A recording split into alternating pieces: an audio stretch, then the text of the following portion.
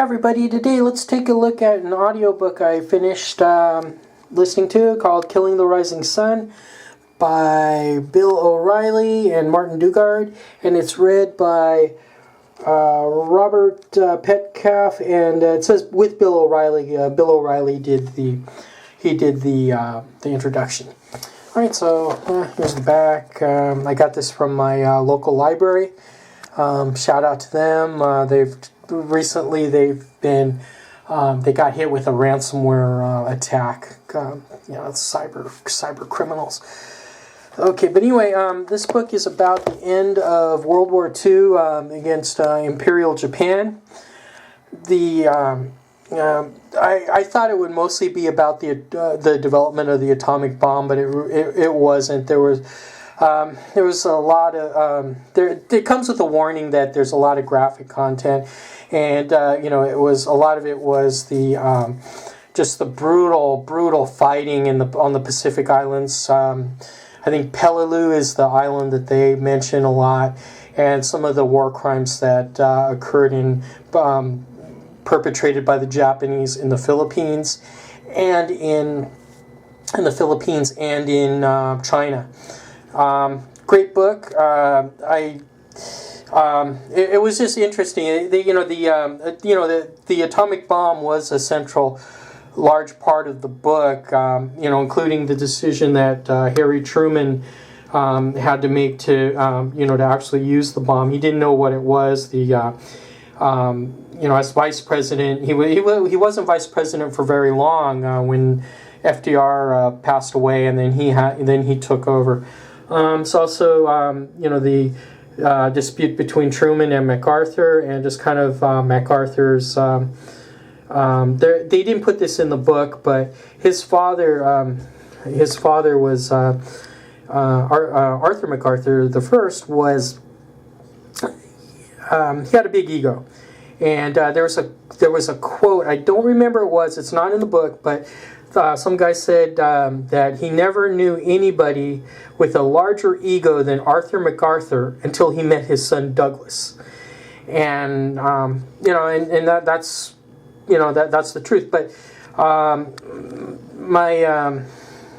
I'm half Filipino, and my grandfather had a shrine to MacArthur in his basement, and you could never say anything bad about MacArthur, because, as my grandfather said, he saved us, and MacArthur wasn't put in a real good light. Truman, they had the Potsdam Conference where Truman told Stalin about the bomb, and Stalin played it cool, but they believed that he was really shaken up. Truman, he was one of the better presidents that he doesn't really get credit for. But anyway, let's see, how many discs? 8 discs.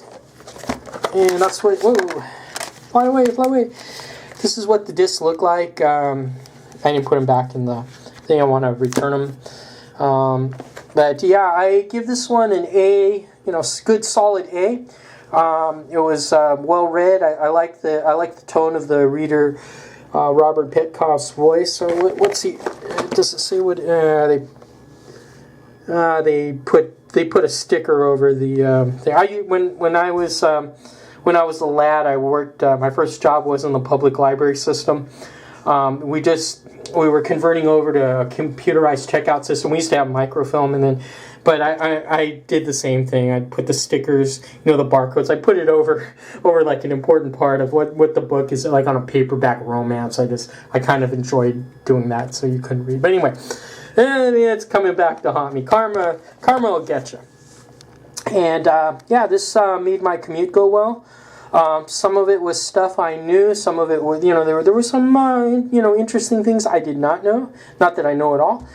And, that reminds, and one of the things that I kind of was interested in was just how they reached out to each other. The two sides reached out to, for Japan to surrender. the Americans to take the surrender. Just, it went through Switzerland. There's a book called The Crippled Tree, and I cannot find it that really highlights the efforts, the Swiss, going to the Swiss in Switzerland, and then just kind of like that. I mean, it was they wanted unconditional surrender, but they also wanted, they wanted to end the war. So, and MacArthur, MacArthur's choice to keep the emperor, keep the emperor in I don't want to say power, but just keep the emperor, to kind of lead the Japanese to where they had to, so they didn't just take everything away from the Japanese. They had something left. But anyway, also, the decision to drop the bomb itself can be debated here and there, but in my opinion, the bomb saved maybe 3 million lives, 1 million American soldiers' lives, and they would have fought the Japanese would have fought to the last man, woman, and child. It just kind of, it's sad. It's just sad. But going back again, I give this book a hearty A. Recommend it. I even recommend reading it.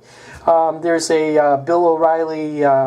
Bill O'Reilly's father has a cameo in the book, and I